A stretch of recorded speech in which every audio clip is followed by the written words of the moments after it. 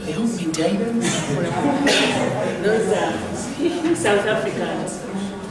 Okay, thank you very much.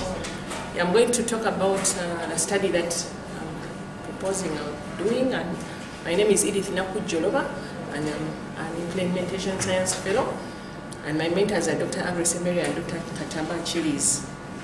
Those are the beautiful girls. And the study is called Targeted Interventions for Pre-Exposure Prophylaxis in Young Women and Girls Study, TIPS study. So oral PrEP is a safe and efficacious biomedical intervention within the HIV combination prevention package and provides a locus of control. This is a good and new thing because it provides a locus of control to vulnerable female populations. However, millions of young women in Africa are still acquiring HIV each year, and there is found to be suboptimal adherence in younger women, especially the ages 15 to 24 years. 21% was found in the voice trial, which some of our people here were part of. And young women on PrEP mention lower perceived risk. They mention stigma and difficulty in swallowing pills as barriers to adherence. There is limited evidence-based interventions to increase oral PrEP uptake and adherence in this population. This may be because we have limited understanding of these barriers, or just because PrEP is new, and many other things. There is what they call the PrEP continuum of care, which I won't go much in, but is a framework which highlights important points for intervention that could substantially increase the effectiveness of oral PrEP that has been proposed. For our study, we looked at the current gap we are looking at is that there is no low adherence in high-risk girls to oral PrEP, despite, even in clinical trial settings, even in the best case scenarios.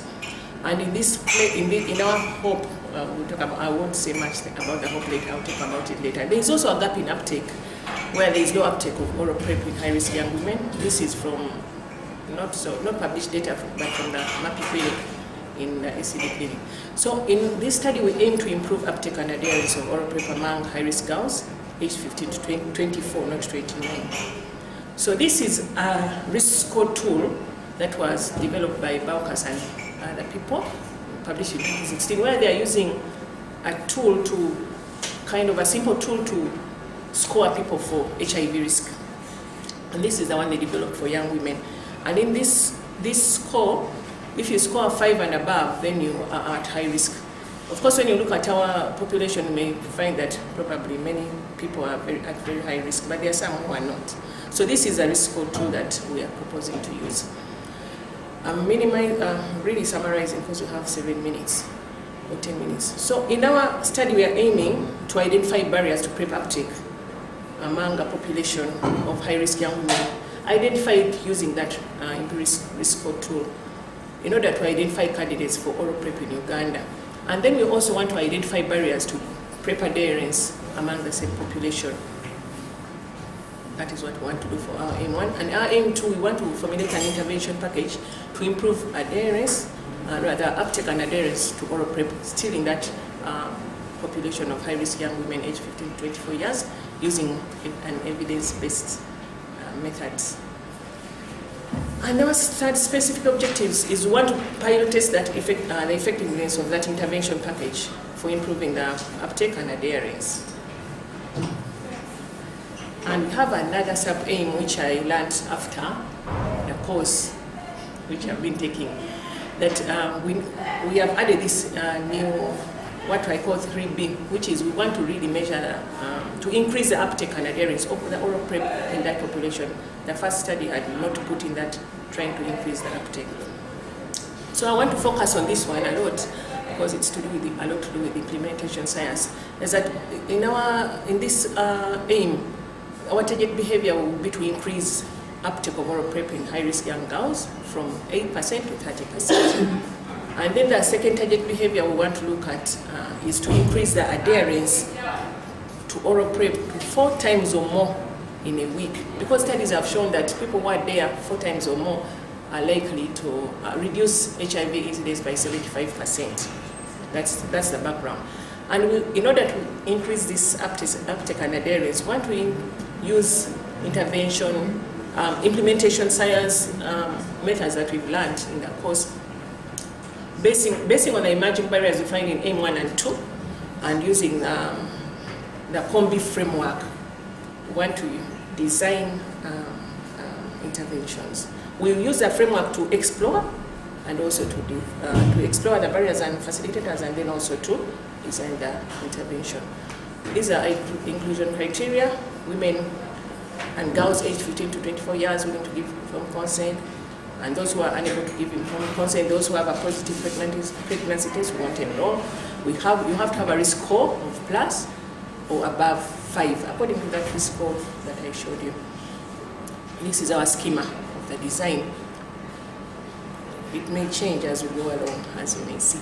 Study sites, we want to use the SCD clinic, Mapi clinic, Kasanga Health Center, KCCA clinics, and study period, we are October 2017 to October 2019. So our study design for aim 1 and 2, we want to do a baseline survey with qualitative components for exploration of the barriers to uptake and adherence. The sample size we had calculated initially was 590, and then 36 for qualitative studies, 24 girls, and then 12 stakeholders. Yeah. Primary outcome for aim 1 and 2 would be we'll do the in-depth interviews, we'll do the questionnaires. So the outcome will be perspectives on oral prep uptake and qualitative interviews. I mean, you know how we analyze that, you know, and I'm learning. And then we also have quantitative uptake measures and adherence measures, as well as questionnaires as our outcomes. Then for the other aim 3B, that's where the catch is. That one for PrEP uptake, according to the performance gap which I mentioned, we want to increase the uptake from 8% to 30%. So in there, the main outcome of interest is uptake.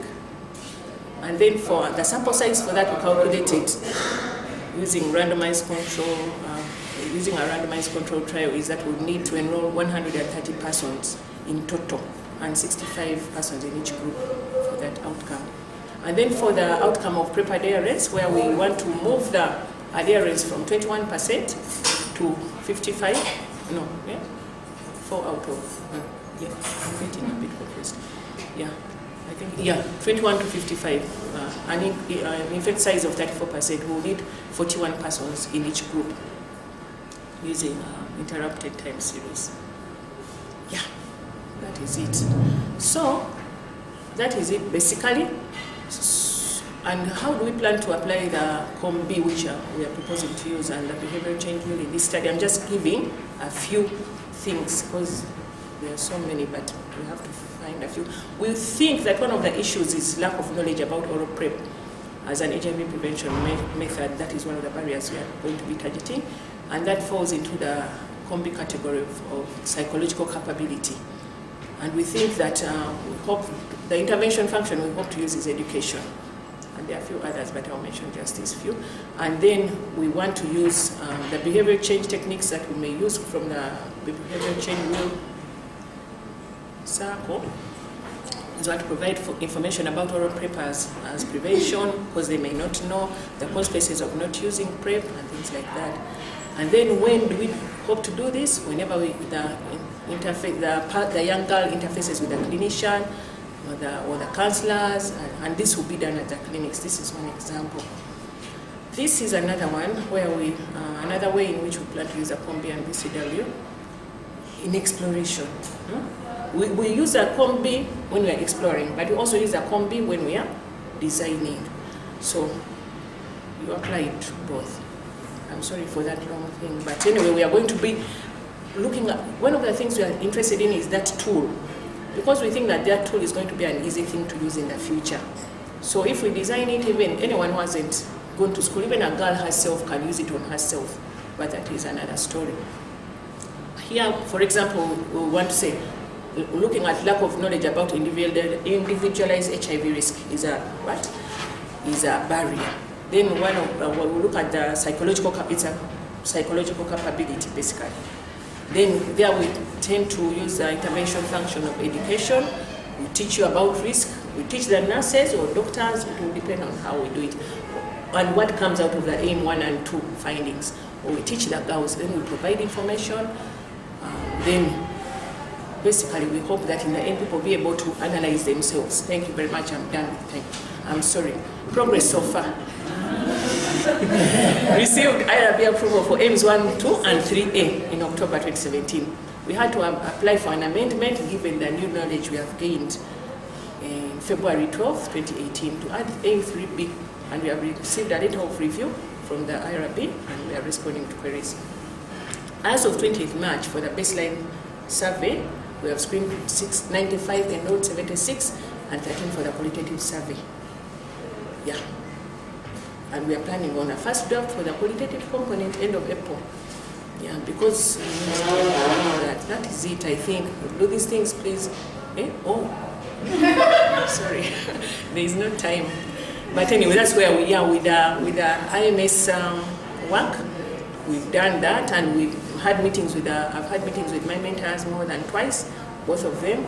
They've helped out in their lectures, and I'm attending inline courses on schedule, which is quite tough. And we continue working with my mentors and complete the course. Yeah, that is it. Those are the girls. Thank you for listening. Thank you, Edith. Pardon? For the picture? Yes, we did. Yeah, these are online pictures from Getty Images. Mine. Yeah, they are not the girls in my study. The children. Oh. They are very young. Okay, so we have some time for some questions. Again, we'll take all the questions or comments, and then you will respond in about, we have about 4 minutes. Jane?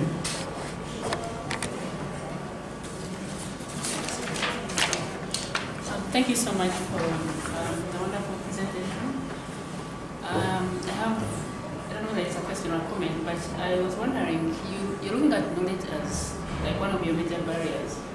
I'm also thinking that perceptions and also the supporting structures, either family or community, could be one of the things that you think about looking at or using in terms of improving adherence and uptake for younger residential. So I'm wondering, have you tried to look at what could be affecting the young girls in terms of, failing to get consent from their parents, because some of them are below 18 years and yet they're at risk. And whether that could be one of the reasons why the uptake is low. And does that have an impact on adherence and uptake as well? Okay, please, when you're asking, ask loudly so that we can all hear. Dawson? Yeah, thank you, Edith, for the presentation. I observed that the sites where you intend to collect this data, it was actually on a mapping that is currently offering programs. So are you going to start like prep enrollment in those sites as part of your study? And then you're enrolling at clinics. How are you going to mobilize these women who are the highest risk, young girls and women, to come to the facility? Because those are likely to be asymptomatic health women in the community. So you need to like show that how that will happen. Yes, I think that was my observation. Yes. Thank you. Thank you very much. I think it's really an important study. I think it's important to figure out why the young girls are not taking. Someone mentioned consent. Just for my information, how did you get consent for under 18? And then the other question is, what biological markers are you going to use to see if they're adherent to that? Because they may say they take it as you know, but they don't. So I didn't see what biomarkers are used. Yes. Second last. Thank you for your presentation. I just had a question on your methodology. Went very, very quickly over it. There's one which is a mixed effort. And but you're still talking about qualitative survey in there. Maybe Qualitative? yes, you've talked about a qualitative survey, and I'm wondering. Funny. Sorry. It's a mistake. So this one is a subsample. The 24 girls are a subsample of the. Oh yeah, of the trying to get back to that slide.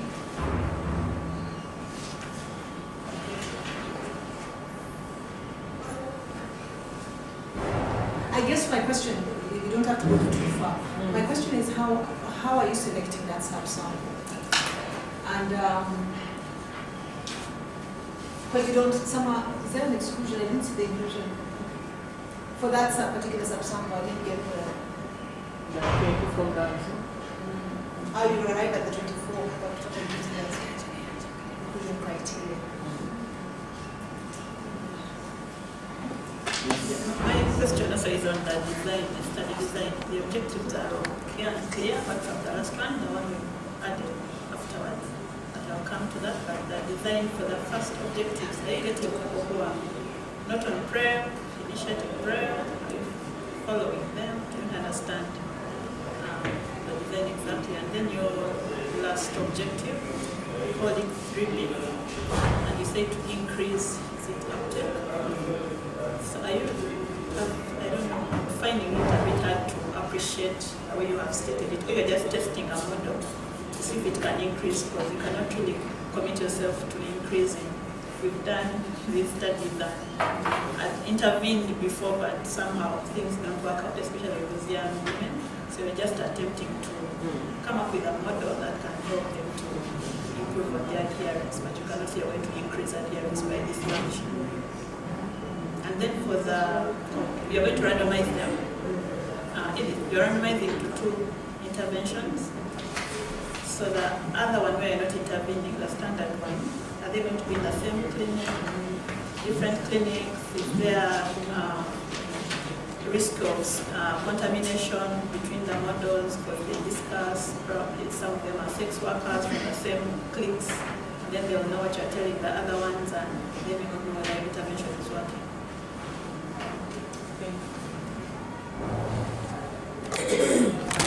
Yeah, you can respond. Thank you so much. 2 minutes. Yes, 6 questions. Okay, you asked, I think it was this study we talked about perceptions and supporting structures, that we need to look at them. And it's a very good point. We do need to look at the perceptions of the girls regarding risk, and we are actually having questions regarding how they perceive their risk, how they perceive themselves, and whether they think PrEP is useful or not. We also have questions about families and support. Some of these girls are actually away from their families, so guardians are signing for them. I'm adding both questions with consent, because some of them are actually real sex workers. The high-risk young girls we're talking about are not the regular girls who are sleeping at home with their mommy. Some of them are using sex to support their moms. It's really very sad, yeah, but these are the realities in which we are working. So we are getting assent and consent from those over age, and most of them are providing guardians rather than their parents, because they are away from home and they are working in bars, they are selling themselves. So, regarding uptake, definitely consent from parents of a child who is in a stable home, it would affect them, but we'll find out what they think about. We do ask them about their parents and their living environments. Most of them are living with each other. Yes. They work in bars, they work in markets. Yeah. I think that answers your question. And then the question from Dawson was about MAPI, and it's a very important question. When I set out to do the study, I thought that we are going to be having PrEP rollout, which we are not having. Actually, that's one of the amendments I've been seeking from the IRB, to allow me to, it will be harder to do the second part, the last part of the study, especially the one for comparing clinics. So I'm trying to work out with the IRB how to circumvent that, because right now in Kampala, they're only providing MAPI, and the only other place being provided to is in Barara, which is not part of ours. So, pardon? UBRI site. UBRI, where? In Mengo. That's a study. That's a study. So we are having challenges with that, and we'll find out what to do. But that is in AM3. So how are we mobilizing?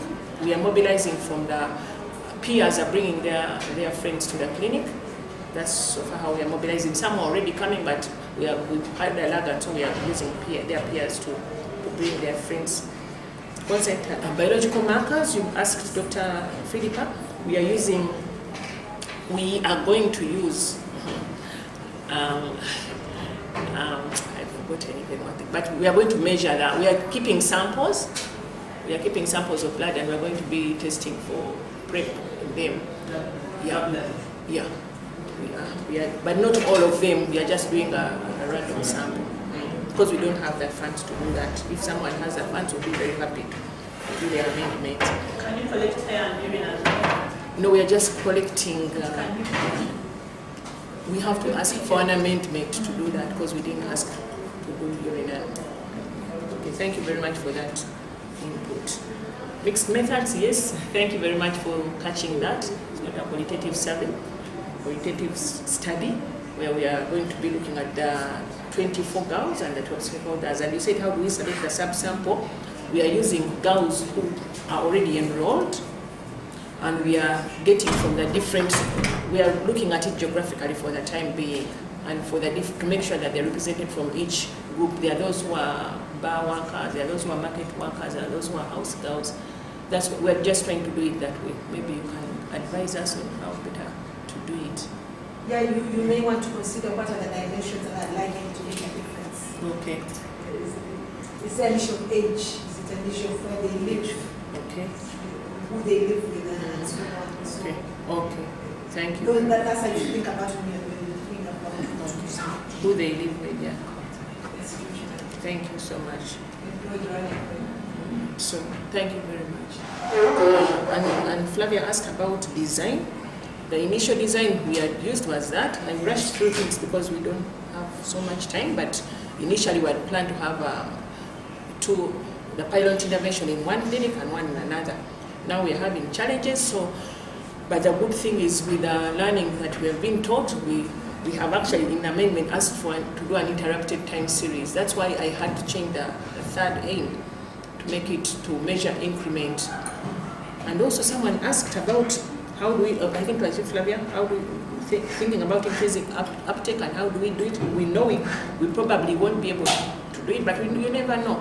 Because the aim of implementation science is to see whether the interventions we are trying to, packages that we are trying to design will help. So there is already a gap, which is documented and known, of very low adherence in these young girls. And as we are talking to them and hearing from them in the qualitative studies, we talk to the stakeholders, we hope that whatever we design as an intervention will be able to increase that uptake. That's what we are talking about, increasing uptake after the interventions we are doing. But yeah, so when in implementation science you have to have that because you have to aim to change the behavior. So our behavior, target behavior is what? Poor adherence.